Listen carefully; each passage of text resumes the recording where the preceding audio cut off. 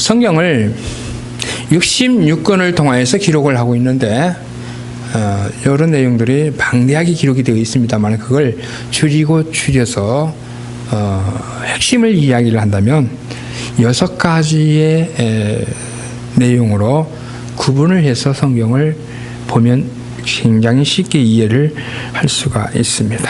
그래서 성경은 어떻게 기록이 되어 있느냐, 기록된 내용을 알면 해석하는 내용을 알 수 있는 거예요.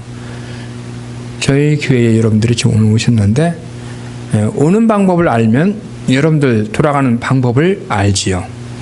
성경이 어떻게 기록이 되어 있고 구성이 어떻게 되어 있는가를 알면 성경을 이해를 할 수 있고 그 내용 속에 있는 하나님의 약속의 내용을 온전히 다 바로 가지고 가서 그 내용을 지켜서 양식을 삼아서 하나님의 뜻대로 살 수 있는 놀라운 지혜를 얻게 될 줄로 믿습니다. 그래서 성경은 어떻게 기록되어 있느냐, 베드로후서 1장 20절에 이런 말씀이 있어요. 먼저 알 것은 경의 모든 예언은 사사로이 풀 것이 아니니, 예언은 미리의 자 말씀은 자입니다. 그래서 앞으로 이루어질 일이 성경에 기록이 되어 있는데 앞으로 이루어질 일을 미리 글로 표현되어 있는 내용이 뭐냐? 예언이거든요. 그래서 모든 예언은 경의 모든, 여기서 경은 글경자, 하나님의 글이, 하나님의 말이 기록이 되어 있는 책을 가리켜 경이라고 그래요. 그래서 경의 모든 예언은 사사로이 풀 것이 아니니, 사적으로 소설책 풀듯이 읽어 나가서는 안 된다는 거예요. 이유는 이 내용이 사람의 글을 말을 쓴 게 아니고 이유가 있어요. 사사를 풀 것이 아니니, 예언은 언제든지 성경은 구약과 신약 또한 말세에 되어질 일로 기록이 되어 있거든요. 그런데 언제든지 구약 때에든지 신약 때든지 말세든지 예언은 언제든지 사람의 뜻으로 낸 것이 아니요 사람의 생각을 기록한 것이 아니다 이 말이죠. 그럼 뭐가 기록이 되어 있는가를 알아야 되겠죠. 오직 성령의 감동하심을 입은 사람들이 하나님께 받아 기록한 것이 성경이다 이 말이에요. 그러니까 성경은 성령의 감동으로 기록이 되어 있기 때문에 성경의 창세기부터 계시록까지의 모든 내용은 다 이루어진다고 했는데, 마태복음 5장 18절에 제1호에서 말씀을 드렸죠. 천지가 없어지기 전에는 율법의 1.1핵이라도 없어지지 않냐고 이룬다고 했는데 1.1핵이라도 기록이 될 때 뭘로 기록했느냐? 성령의 감동으로 기록됐거든요. 성령의 감동으로 기록됐기 때문에 성경을 읽는 사람은 성령의 감동을 받아야 1점이라도 1핵도 빼놓지 않고 하나님이 원하는 대로 해석을 할 수가 있는 거예요. 그래서 여러분, 성령의 감동을 입는 것이 신앙인들이 해야 할 일이에요. 근데 이 성령도 예수님이 이 땅에 오셔서 역사할 때에도 성령을 받아서 역사하셨는데, 예수님이 요단강에서 세례를 받을 때에 임한 성령이 있고, 또한 제자들이 마가다라 방에서 120문도가 합심해서 열심을 다하여 기도하는데 임했던 풀이 혀같이 갈라지는 일명 불같은 성령이 있고, 성경에는 장래일을 알게 해준다고 하는 성령, 진리 성령이 또 소개되고 있어요. 하여튼 이와 같이 우리는, 하나님은 성령의 감동을 사람들에게 입혀가지고 성경을 기록하게 했고, 성령의 감동을 입혀가지고 그 내용을 읽고 듣고 지키게끔 성경은 약속이 되어 있다는 것을, 하나님은 그렇게 역사한다는 사실을 깨달으시기를 바랍니다. 먼저 알 것은 경의 모든 예언은 사사로이 풀 것이 아니니, 사적인 개념으로 세상 소설책을, 세상 책을 읽는 것처럼 풀 것이 아니니, 예언은 언제든지 사람의 뜻으로 낸 것이 아니요 오직 성령의 감동하심을 입은 사람들이, 감동이라고 한 것은 뭐냐? 느낄 감자, 움직일 동자, 하나님의 세계를 느껴서 마음이 움직여서 하나님의 마음으로 움직여서 하나님의 것을 받아서 기록한 것이 감동하심을 통해서 기록한 것이다 이 말이죠. 믿으십니까? 성령의 감동하심을 입은 사람들이 하나님께 받아, 그러니까 사람한테 받아서 기록한 건 사람의 말이 되겠지만은 하나님께 받아서 기록한 것이기 때문에 그건 하나님의 말이요, 그건 신의 글입니다. 신서입니다. 신서이기 때문에 성경은 사실 사람의 길이 아니다. 그래서 성경은 성령의 감동으로 기록됐기 때문에 성령의 감동을 입지 아니한 사람은 어떤 누구라도 성경을 해석을 할 자격이 없다는 사실. 그래서 그것을 입증시키는 게 뭐냐, 고린도전서 2장 10절에 오직 하나님이 성령으로 이것을 우리에게 보이셨으니 아멘. 66권의 내용을 선지 성령들이, 성령의 감동을 받은 사람들이 기록했다는 것을 입증이 되는 게 뭐냐, 모세는요 자기 시대의 사건만 기록하지 않았어요. 모세는 창세기를 기록했거든요. 창세기 속에는 핵심이 뭐냐 하면 에덴 동산 사건이거든요.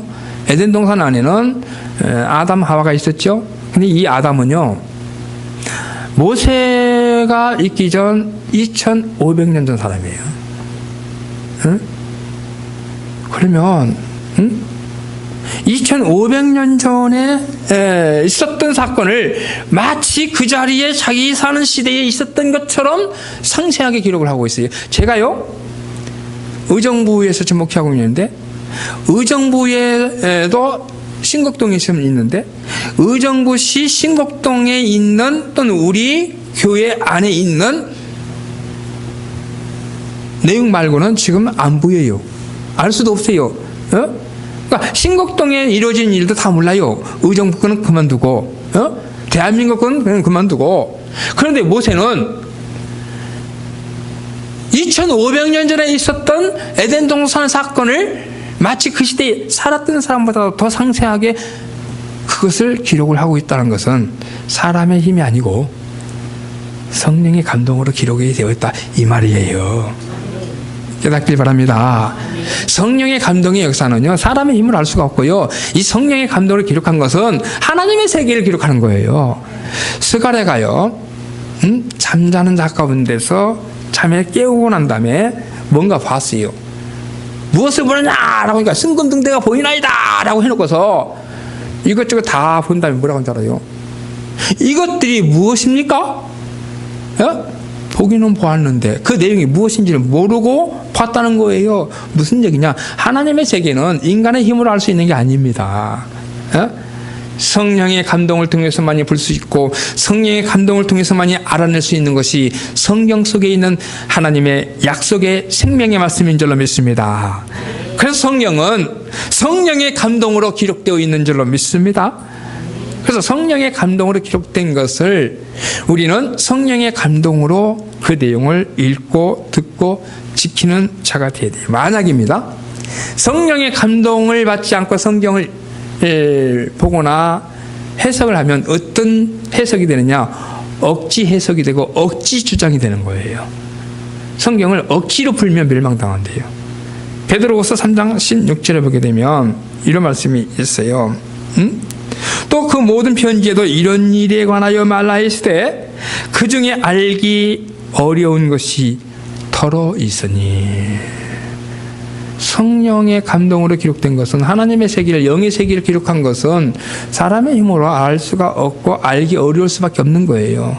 알기 어려운 것이 더러 있으니 무식한 자들과 굳세지 못한 자들이 다른 성경과 같이 그것도 억지로 풀다가, 아멘, 억지로 풀다가 스스로 멸망에 이르느니라. 멸망을 자처하는 거예요. 성경을 스스로 풀면, 성령의 감동을 잊지 않고 성경을 풀면 당연히 하나님의 생각하는 노선에서 벗어나는 거예요. 그러면 하나님의 말씀을 증거하는 게 아니고 자기 말을 할 수 있는 거예요. 자칫하면 자기 복음을 증거할 수 있는 거예요. 여러분, 우리는 자기 복음을 증거하는 게 아니고 천국 복음을 증거를 해야 하는 거예요. 그래서 성경은 성령의 감동하심을 입은 사람들이 하나님께 받아서 기록한 것이 성경 66권인 줄로 믿습니다. 그래서 두 번째로, 성경은 비유와 비사로 기록이 되어 있다 라는 내용을 한번 알아볼까요? 마태복음 13장 34절에 보면 이런 말씀을 예수님이 무리에게 많은 말씀을 증거해요. 그러고 난 다음에 예수님이 말씀하시기를 비유가 아니면 아무것도 말씀하지 아니하셨으니 아멘. 무리에게 많은 말씀을 증거를 했어요. 이 모든 것을 무리에게 비유로 말씀하시고, 비유가 뭐죠? 사실이 아닌 것을, 내가 지금 말하고자 하는 것이 내가 있는 자리에 없어. 그것을 지금 있는 사물을 빗대어서 등장을 시켜서 최대한 내가 말하고자 하는 내용을 사실에 가깝도록 설명을 하여 상대방이 그 내용을 이해할 수 있도록 돕는 내용이 뭐냐? 비유거든요. 예를 들어서 지금 토마토가 사실은 원철로 말하면 아직 토마토가 나올 때가 안 됐죠. 근데 토마토가 먹고 싶어. 근데 토마토가 없어. 그래서 지금 사과가 있다고 하자고요. 그러면 사과를 갖다 놓고 설명을 하면서 이 토마토는 사과와 비슷하고 색깔도 비슷하고 맛은 어떻고 하루 종일 설명해도 토마토가 걔 아니에요? 아니에요. 토마토는 아니에요. 그죠? 단 토마토를 사과를 비유하여서 설명하는 것이죠. 그런 걸 가르쳐 뭐라고 해요? 비유라고 하는 거예요. 천국이 그 자리에 지금 이 자리에 있는 게 아니라서 하나님 나라에 예수님이 다시 이 땅에 오시면 예수님을 따라서 가는 것이 천국이잖아요. 우리가요. 근데 그 전에 하나님의 나라를 증거를 하다 보니까 하나님 나라를 사람들이 궁금해하니까 예수님이 최대한 알아들을 수 있도록 그 당시에 있었던 사물 모든 것을 동원시켜서 예수님이 천국을 설명을 하는데 그것을 비유로 말을 했다 이 말이에요. 그래서 예수께서 이 모든 것을 비유로 말씀하시고 비유가 아니면 아무것도 말씀하지 아니하셨으니라고 했어요. 그래서 마태복음 13장 10절에도 뭐라고 기록이 되어 있느냐? 제자들에게 비유로만 말하니까 제자들이 어찌하여 우리에게 비유로만 말씀하시나이까? 따져 묻습니다. 제자들이 예수께 나와 가로되 어찌하여 저희에게 비유로 말씀하시나이까? 대답하여 가라사대 천국의 비밀을 아는 것이 아멘. 천국의 비밀을 아는 것이 너희에게는 허락되었으나 저희에게는 아니 되었나니. 그러니까 누구에게 비유로 말했느냐? 천국이 허락되지 아니한 자들에게까지 이 천국 이야기를 하면 천기누설이 되기 때문에 하나님이 천국이 허락되지 아니한 사람들에게는 비유로 말을 했다는 것은 지금 이 시대에도 성경을 비유로 알면 천국에 대한 상세한 구체적인 내용을 우리가 알 수가 없는 거예요. 그러니까 천국 비밀을 알다가 마는 거예요. 그래서 우리는 천국 비밀을 완전히 알아야 돼요. 완전히 알려면 비유로 알아서는 안 됩니다. 그래서 예수님이 이런 말씀을 하시요. 마태복음 13장 10절에 비유로 말씀을 하시는 것은 천국이 허락되지 아니한 자들, 또 마가복음에는 외인에게는 비유로 말을 한다고 나와요. 외인이 뭐예요? 하나님 백성이 아닌 자들이 외인이잖아요. 그런데 예수님이 비유로 말을 하시다가 이제 비유로 말을 안 할 때가 있다라는 말씀도 성경은 말씀하고 있어요. 시도 때도 없이 비유로 말을 하는 게 아니고 필요할 때는 비유로 말하고 비유로 말을 해야 할 때는 비유로 말하고. 그런데 비유로 말하면 하나님의 세계를 밝히 모르니까 하나님의 세계를 밝히 알아야 할 때에 가서는 비유로 말하지 않고 사실대로 말을 한대요. 그게 성경의 약속입니다. 이런 내용이 이렇게 구분되어서 성경에 기록이 되어 있기 때문에 우리는 성경을 알아야 될 줄로 믿습니다. 그런데 성령의 감동으로 기록이 되어 있는데 두 번째는 비유로 기록이 되어 있다.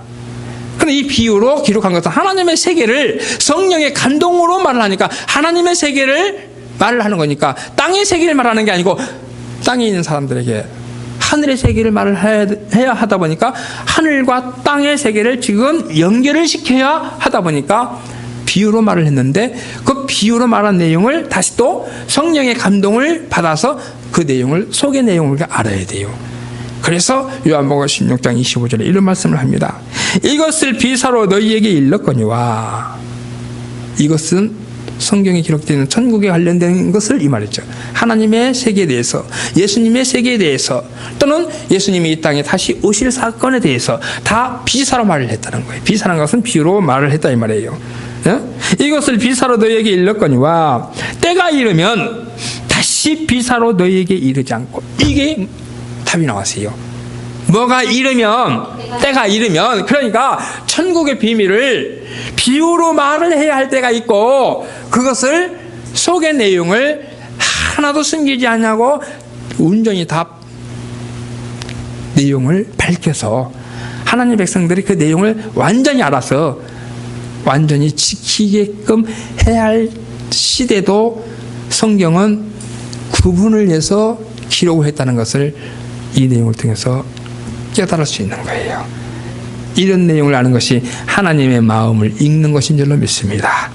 이것을 비사로 너희에게 일렀거니와 때가 이르면 다시 비사로 너희에게 이르지 않고 아버지에 대한 것을, 아버지는 하나님이죠. 아버지 계신 것은 하나님 나라죠. 그러니까 하나님 나라에 대한 것을 비유로 말을 했어요. 그런데 때가 되면 비유로 말하지 않는다는 얘기는 알아서 지켜야 되니까. 그래서 여러분들은 비유가 아닌 하나님의 나라를 밝히 증거되는 내용을 밝히 알아 지키는 자가 되기를 소망합니다. 그래서 사실은 하나님의 말씀을 비유로 기록한 것은 천국이 허락되지 아니한 자들을 위하여서 성경은 비유로 기록이 되어 있다. 그런데 하나님의 백성들을 위해서는 비유로 말하지 않고 밝히 말하는 시대도 있다. 사람들은 오늘 이 시대를 가리켜서 자기 생각대로 자기 생각한 어떠한 그 이상의 일이, 상식 이외의 일이 벌어지면 세상 말세야, 세상 정말이야, 이런 말을 해요. 그런데 사람이 말세라고 해서 말세가 아니고요, 성경의 말세는 하나님의 세계를 비유로 말하지 않고 아버지 된 것을 밝히 말하는 그 시기가 하나님이 말씀하신 마지막 때예요. 마지막을 준비하는 자가 되기를 소망합니다. 그래서 성경은 하나님의 백성들을 위해서 기록하고 있지만 외인들에게는 비유로 기록이 되어 있고 하나님 백성들에게는 밝히 알려주는데, 그러면 이 비유를 밝히 우리에게 보여주는 사건을 어떠한 형태로 우리에게 보여주느냐. 문제가 있으면 뭐가 있어야 돼요? 답이 있어야 돼요. 2 더하기 2는 무엇이요? 사요 했죠. 2 더하기 2는 뭡니까? 문제죠. 4는 답이죠. 이처럼 성경에 문제가 제기되어 있으면, 근데 문제의 제공하는 원인은 어디에 있느냐? 비유의 말씀이 있어요. 비유로 말한 내용 속에는 다 하나님의 비밀이 숨겨져 있어요. 그래서 마태복음 13장 35절에 34절에는 비유가 아니면 아무것도 말을 하지 않았대요. 그래서 이는 선지자로 말씀하신다. 내가 입을 열어 비유로 말하고, 아멘. 내가 입을 열어 비유로 말하고 창세부터 감추인 것들은, 그러니까 비유가 증거된 것은 반드시 뒤따르는 게 뭐냐? 비밀이 감추어져 있어요. 그러니까 하나님의 생각을 돌려서 말을 하니까 그 하나님이 원하는 근본적인 약속의 찬뜻이 전달이 차단돼 버리는 거예요. 그런데 때가 이르면 밝히 말씀하신다는 것은 비밀을 발표한다 이 말인 줄로 믿습니다. 그런데 그 발표를 할 때 어떻게 발표하느냐? 2 더하기 2는 사요했으면 문제에 대한 답을 문제에 대한 짝이라고 그래요. 2 더하기 2는 사요, 그러니까 2 더하기, 많은 숫자가 있지만 2 더하기 2의 짝은 4뿐입니다. 마찬가지로 성경에 비유로 기록된 내용에 대한 답이 짝이에요. 그걸 잠깐 하나만 소개를 한다면 이 내용은 우리가 잘 오해를 하지 말고 잘 들어야 돼요. 항상 두 분류로 되어 있어요. 성경에 개가 나와요. 개. 또 성경에는 짐승 또는 뱀 또는 바위 이런 사물로 빗대어서 설명하는 내용들이 많은데, 그런 것들을 비유로 기록한 내용이 많아요. 그래서 개를 들어서 비유로 말씀한 내용을 한 가지만 찾아서 개 속에 숨겨져 있는 성경의 짝을 한번 잠깐 소개를 해보자 합니다. 보시죠. 우리 이사야서 13장 22절에 보면 그 궁성에는 시랑이 부르짖을 것이 화려한 전에는 들깨가 울 것이라. 아멘. 화려한 전에는 아름답게 꾸며진 전을 화려한 전이라고 그랬죠. 대리석으로 의리하게 지어졌을지라도 하나님이 원하는 말씀이 나오지 않냐면 그건 하나님의 전이라고 할 수 없어요. 그래서 화려한 전에는 들깨가 올 것이라. 아멘. 하나님의 성경을 잘 지어놓고서 개가 들러 내버려두는 그 사람이 어디 있겠어요? 그죠? 영적인 개념입니다. 들깨가 울 것이라. 그의 때가 가까우며 그의 날에 오래지 아니하리라. 아멘. 무슨 얘기냐? 들깨가 울게 되면 그의 때가 얼마 남지 않았던 것은 마지막 때가 가깝다 이 말이죠. 무슨 개가 울면은요? 들깨가 어디에서 운다고요? 화려한 전에. 그러면 이 화려한 전에서 우는 이 들깨가 성경에서는 뭐라고 답을 하고 있는가? 아까 문제가 있으면 뭐가 있다고 그랬지요? 답이 있다고 그랬죠. 이 문제에 대한 답이 문제에 대한 짝이다. 개에 관련된 비유로 기록된 내용을 사실로 밝히 증거되는 내용이 개에 관련된 짝이다. 계시록 22장 15절에 보게 되면 개들과 술객들과 행음자들과 살인자들과 우상숭배자들과 및 거짓말을 좋아하며. 아멘.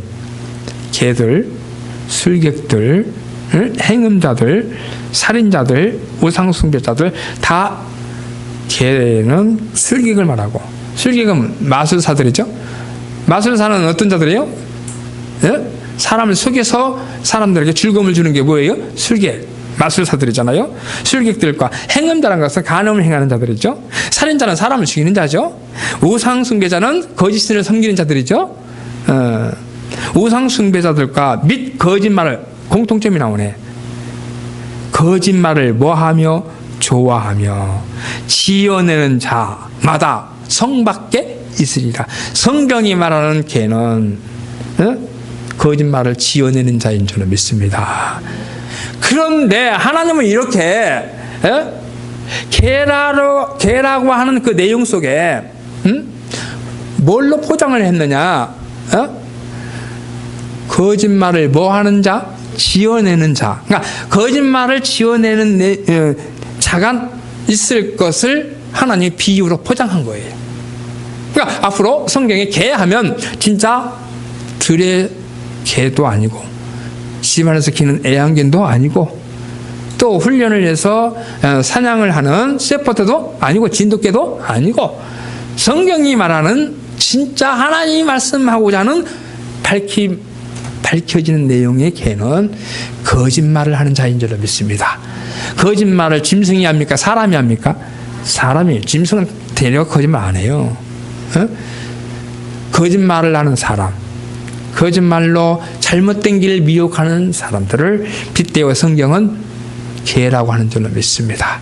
그 개들이 성 밖에 있다는 것, 성경이 말하는 계시록 22장 거기 15절에 나와 있는 이 개는 어떤 사람이냐? 이 성 밖은 어디냐? 새 예루살렘 성이에요. 새 예루살렘 성에 못 들어가는 자가 성 밖에 있다는 거예요. 천국에 못 들어간다 이 말이에요. 누가요? 개가. 천국을 가야 되느냐 말아야 되느냐 대상은 짐승이 아니고 사람이에요. 사람. 거짓말을 하는 사람을 빗대어 성경은 개가 성 밖에 있다라고 말을 하고 있으니, 그래서 이사야서 56장 11절에 보게 되면 이 개들은 답이 나와요. 탐욕이 심하여 욕심이 많은 자가, 탐욕이 많은 자죠.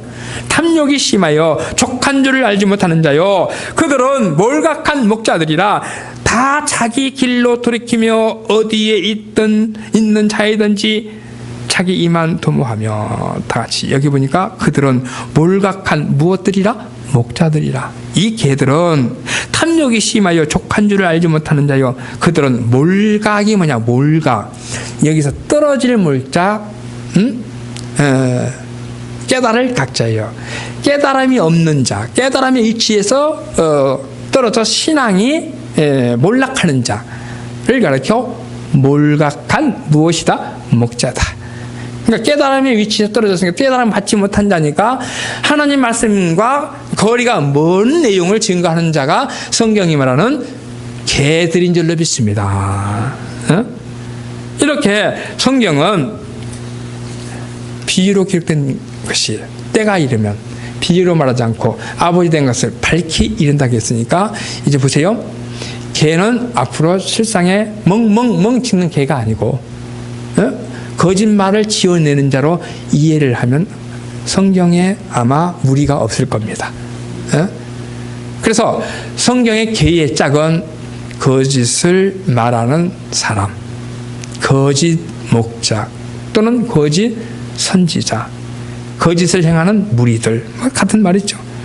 그래서 성경은 빠진 것이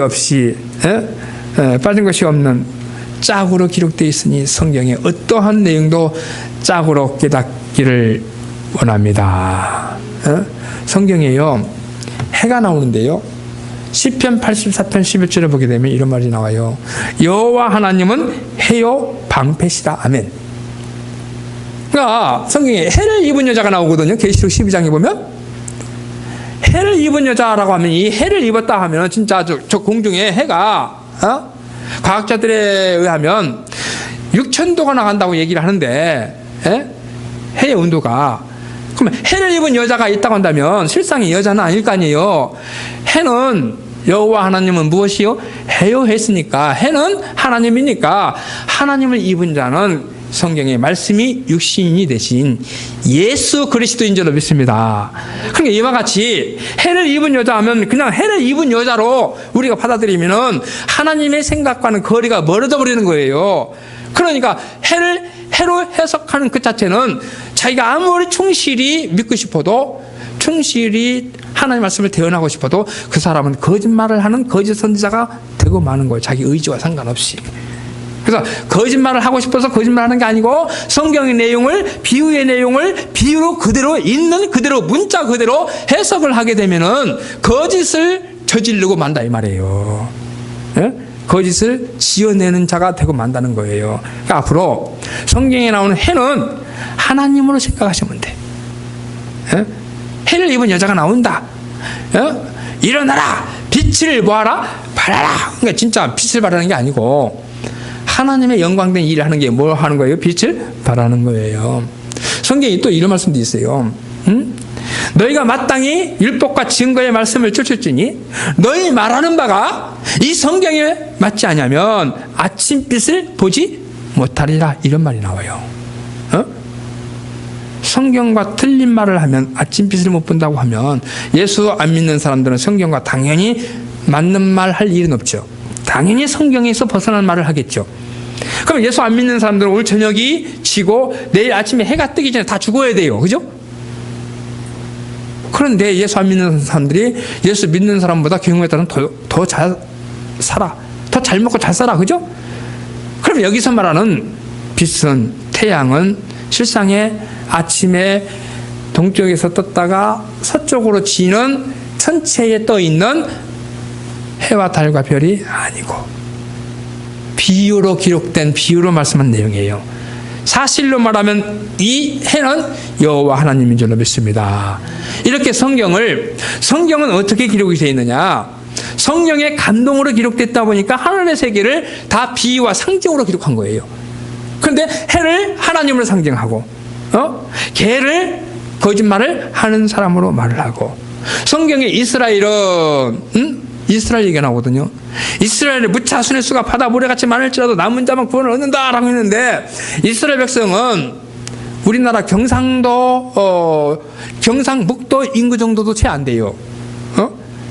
그런데 그 인구가 어떻게 바다 모래같이 많을 수가 있냐는 거예요. 그래서 이스라엘은 열매 맺는 무성한 포도나무요라고 성경에 호세아서 10장 1절 말씀하고 있거든요. 그러면 포도나무는 뭐냐? 요한복음 15장 1절에 예수님이래요. 그럼 포도나무 열매는 예수 믿는 사람들이에요. 예수 믿는 자의 수가 바다 모래같이 많을지라도, 이 말은 지금 기독교가 약 20억 정도로 추정하고 있거든요. 그러면 20억 정도면 진짜 셀 수 없는 무리가 되는 거죠. 엄청나죠. 그래서 20억이 되는 그 무리 중에 다 구원받는 것이 아니요, 아버지의 뜻대로 뭐 하는 자, 행하는 자, 남은 자만 구원을 얻는데요. 이스라엘 부자선수가 바다 모래같이 많을지라도 남은 자만 구원을 얻으리니, 이 남은 자는 하나님의 뜻을 행하는, 하나님의 뜻에 머물러 있는 사람들을 이야기하는 거예요. 이렇게 성경은 비유로 기록된 내용을 비유로 봐서는 안 되는 겁니다.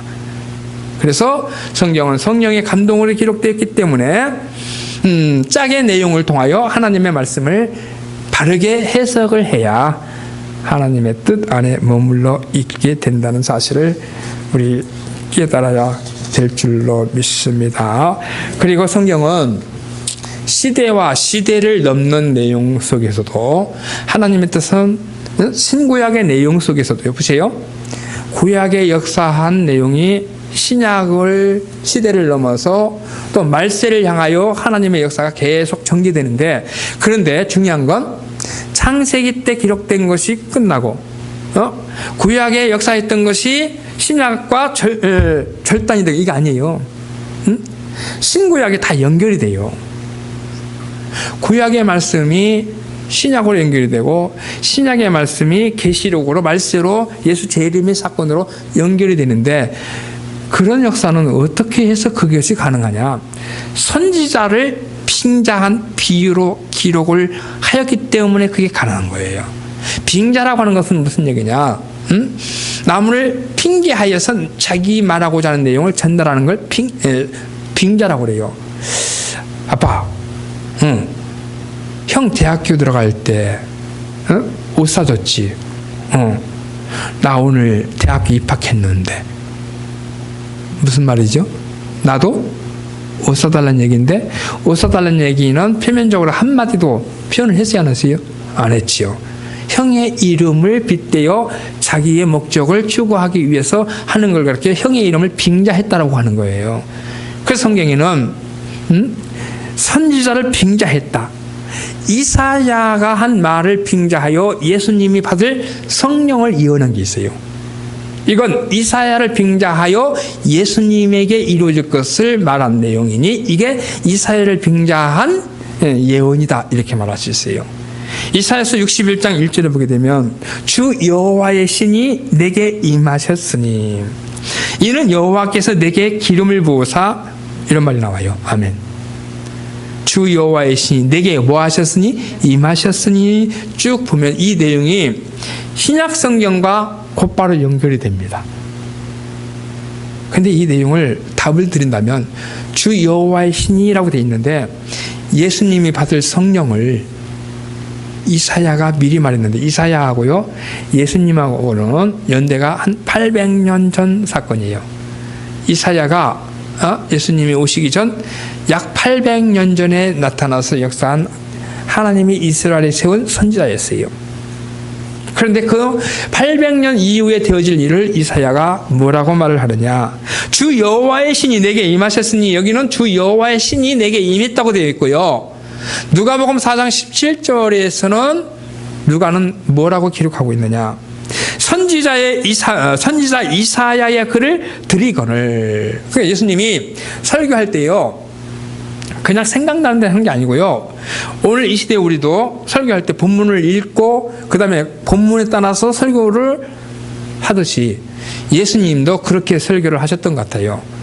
이사야의 글을 일단 펴서 읽고 난 다음에 그 내용에 따라 설교를 하셨다는 흔적이 누가복음 4장 17절에 나오는데, 선지자 이사야의 글을 드리거늘 책을 펴서 이렇게 기록한 데를 찾으시니, 몇 장 몇 절이라고 나와 있진 않아요. 여기 내용을 보면 몇 장 몇 절인지 이제 답이 나오겠죠. 그 내용이 이사야서 61장 1절 이야기를 하고 있어요. 이렇게 기록한 데를 찾으시니 주의 성령이 내게 임하셨으니. 아멘. 이사야서 61장에서는 주 여호와의 신이라고 되어 있고, 여기는 주의 성령이라고 되어 있으니 같은 내용이에요. 주의 성령이 내게 임하셨으니 이는 가난한 자에게 복음을 전하게 하시려고 내게 기름을 부으시고 나를 보내사 포로된 자에게 자유를, 아멘. 포로된 자에게 무엇을? 자유를, 눈먼 자에게 다시 보게 함을 전파하며 눌린 자를 자유케 하고 라는 내용이 나오거든요. 이사야서 61장 1절에 이후에 보면, 내용 마저 읽어보면, 내게 기름을 부으사 가난한 자에게 아름다운 소식을 전하게 하려 하심이라. 나를 보내사 마음에 상한 자를 고치시며 포로된 자에게 무엇을? 자유를. 누가복음 4장에도 나를 보내사 포로된 자에게 무엇을? 자유를.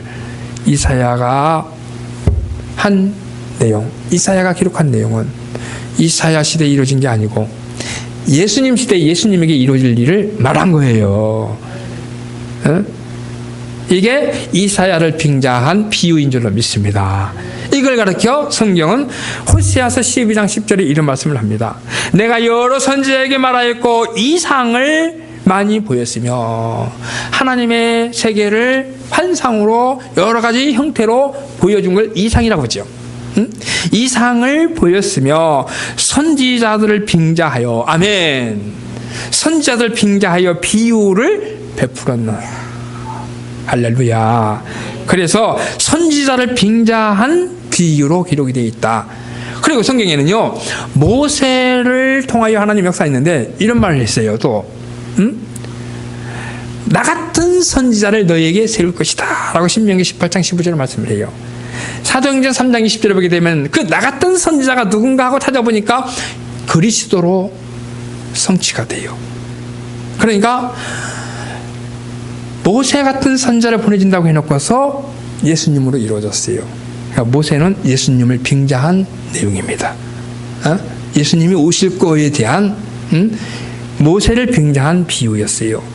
또한 이사야를 빙자해서 예수님이 성령을 받고 역사할 것을, 또한 모세를 빙자하여 모세는 이스라엘 백성들을 애굽의 종살이에서 해방시키는 사명을 했지만 예수님은 죄의 종살이에 있던 사람을 죄에서 해방시키는 사명을 가지고 이 땅에 오실 것을 모세를 빙자한 비유로 기록이 되어 있어요. 그러니까 성경에는 모세의 사건을 그냥 모세의 사건으로 끝으로 보는 게 아니고, 모세 시대에 이루어진 일을 그냥 모세 시대 사건으로 그냥 역사적인 사건으로 묻혀버리면 안 되고, 모세의 사건이 예수님의 사건으로 이루어지고, 이사야의 사건이 또한 예수님에게 이루어지고, 성경에 인자의 임함은 노아 때와 같다고 그랬죠?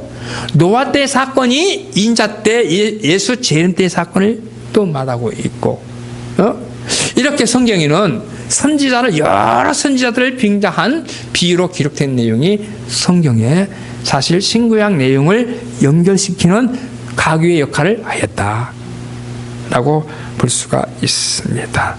그래서 성경은 네 번째로 선지자를 빙자한 비유로 기록이 되어 있고, 그 다음에 처음부터 다섯 번째로 처음부터 종말을 구한 알파와 오메가로 기록이 되어 있다. 그래서 이사야서 46장 10절에 보게 되면 내가 종말을 처음부터 구하며, 아멘, 내가 종말이라는 것은 마칠 종자, 끝말자, 하나님의 세계를, 하나님이 약속한 내용을 완성하는 개념을 여기서 마친다. 뭘 마치느냐? 약속을 이룬다, 약속을 완성한다, 약속을 결실한다 라는 개념에서 마칠 종자를 쓰고 있어요. 끝말자. 그래서 종말이라고 한 것은 사람들에게 어떠한 공포심을 유발시켜 가지고 사람들을 그 두려움에 떨게 하는 거짓을 행하는 거짓 목자들도 개중에 많이 있어 성도들의 신앙을 유린하는 못된 사람들도 많이 있습니다만은, 성경이 말하는 긍정적인 종말이라는 단어는 좋은 얘기입니다. 왜 좋으냐? 하나님의 뜻이 완성되기 때문인 줄 믿습니다. 그래서 내가 종말을 언제부터? 처음부터 구하며, 이 구한다는 얘기는 알릴 고자 알리며 이 말이에요. 아직 이루지 아니한 일을, 그렇죠, 종말에 될 일을 창세기에서 말을 했다고 하자고요. 성경에는요, 선악을 알게 하는 나무가 창세기 나오거든요. 그런데 아담 하와가 만약에요 선악을 알게 하는 나무를 안 따먹었더라면 어찌 됐을까요? 선악을 알게 하는 나무를 먹음으로써 일어난 그 벌받은 사건을 면할 수도 있었겠죠. 그건 우리 생각입니다. 그런데요, 이 선악을 알게 하는 나무, 생명나무는 계시록에 다시 등장이 됩니다. 이런 걸 가르쳐 성경은 처음부터 뭘 구했다고요? 종말을 구했다고 하는 거예요. 내가 종말을 처음부터 구하며 아직 이루지 않은 일을, 창세기 때의 선악을 알게 한 나무와 생명나무는 그 당시 사건을 봤을 때는 그때 이루어질 일이 아니고 계시록에 가서 이기는 자에게 생명나무를 주어 먹게 하리라, 이런 말이 나오거든요. 그러면 생명나무는 누구에게 주도록 되어 있느냐? 이기는 자. 성경에 이기는 자는 예수 그리스도가 하나님의 아들이심을 믿는 자가 이기는 자라고 나와 있거든요. 이기는 자는 예수 믿는 자예요. 그러니까 생명나무는 예수 믿는 자에게 줄 것을 약속을 하였으니 창세기는 예수 재림 시대에 이루어질 일까지도 다루고 있다. 그래서 성경은 처음부터 종말을 거한 알파와 오메가로 기록이 되는데, 계시록 22장 13절에 나는 알파와 오메가요, 처음과 나중이요, 시작과 끝이다 라고 되어 있어요. 알파와 오메가요. 알파는 시작이고 오메가는 끝이죠. 처음과 나중이요, 시작과 끝으로 생명나무로 시작을 하더니 생명나무로 마감이 되는 것이 성경의 역사다. 그래서 생명나무를 따먹고 영생할까 하노라라고 창세기 3장 22절에 나오는데, 성경에 영생은 누가 하느냐? 예수 믿는 자가 하는 줄로 믿습니다. 생명나무를 따먹고 영생을 한다는 이야기나 예수 믿고 영생한다는 말은 같은 이야기로, 생명나무는 예수의 사건으로 비유한 내용으로 처음부터 종말을 구한 약속의 내용으로 되어 있음을 우리는 깨달아야 됩니다. 여섯 번째로, 성경은 역사 속에는요, 예언이 들어져 있어요. 역사 속에는 말일에 이루어질 일을 또한 말씀하고 있어요. 그래서 역사설, 예언설, 기원의 말씀으로, 그러니까 역사 속에 인자의 임함은 노아 때와 같다라는 내용을 잠깐 볼까요? 인자의 임함은 노아 때와 같다, 이 말은 노아 때에 있었던 사건이 인자 때, 인자는 예수님인데 예수 재림 때에 이루어진다. 그러니까 노아 때에 하면 방주를 예비했죠. 방주를 왜 예비했느냐? 시대가 악했죠. 하나님이 그 시대에 사람들을 지으셨음을 한탄하고 마음에 근심하고 사람들을 심판하기 위해서, 하나님의 백성들을 살리기 위해서 방주를 짓게 만들었지요. 방주를 짓게 하여서 그 방주에 탄 사람들이 구원을 받게 됐던 사건은 제가 지어낸 말이 아니고 어떤 동화에 있는 내용도 아니고 하나님의 약속의 한 부분이죠. 역사했던 부분이죠. 역사적으로 있었던 일이죠. 근데 그 역사가 노아 때의 사건이 인자 때에 다시 이루어질, 인자 때는 노아 때와 같다. 노아 때 악한 시대에 방주를 지은 사람이 구원을 받았던 것처럼 예수 재림 때에도 영적으로 악할 때 신앙의 방주를 지은 사람에게 하나님 나라에 들어가게 될 것을, 노아 때의 역사적인 사건이지만 그것을 통해서 다시 재현되는 역사로 예언하고 있다. 그래서 역사설은 아담 때부터 시작해서 예수 때까지의 사적을 기록한 것이 역사설이고, 또한 역사설 속에는 예언설이 있고, 또 예언설 중에는 두 가지로 또 구분할 수 있어요. 영감설, 하나님의 세계를 영감으로 기록한 영감설이 있고, 하나님의 세계를 연계적으로 영안이 열려서 하나님의 세계를 보고 듣고 증거한 연계설이 있다. 그리고 교훈설이 있다. 노아의 사건을 통해 가지고 노아 때 악한 시대에도 방주를 지은 사람이 구원을 받은 것처럼 우리도 악한 세상 속에서도 하나님 말씀을, 신앙의 방주를 지으면 우리도 노아 때와 같이 의인으로서 구원을 받게 된다라고 하는 교훈을 우리에게 남겨주는 사건이죠. 이런 걸 가르쳐 성경은 교훈설이다. 정리해보죠. 성경은 비유로, 성령에 뭘로 기록되어 있고? 감동으로 기록되어 있고, 그 다음에 성경은 비유로 기록되어 있고, 성경은 짝으로 기록이 되어 있고, 성경은 선지자를 빙자한 비유로 기록이 되어 있고, 성경은 처음부터 종말을 고한 사건으로 알파와 오메가의 사건으로 기록이 되어 있고, 성경은 역사설, 예언설, 기원의 말씀으로 기록이 되어 있으니 이 6가지는 수학으로 말하면 수학을 풀 때의 방정식이 있죠. 그 방정식 속에는 공식이 있지요. 성경 66권을 앞으로 해석을 하려면 이 6가지를 대입을 시켜서 성경을 보면 성경을 이해하는데 아무 어려움 없이 아주 쉽게, 마치 오른손이 왼손을 잡은 것 같이, 왼손이 오른손을 잡은 것 같이 쉽게 성경을 마음에 품을 수 있는, 담을 수 있는, 깨달을 수 있는, 지킬 수 있는 놀라운 역사가 일어날 것이니 그 축복이 여러분들에게 이루어지기를 주님의 이름으로 축원합니다.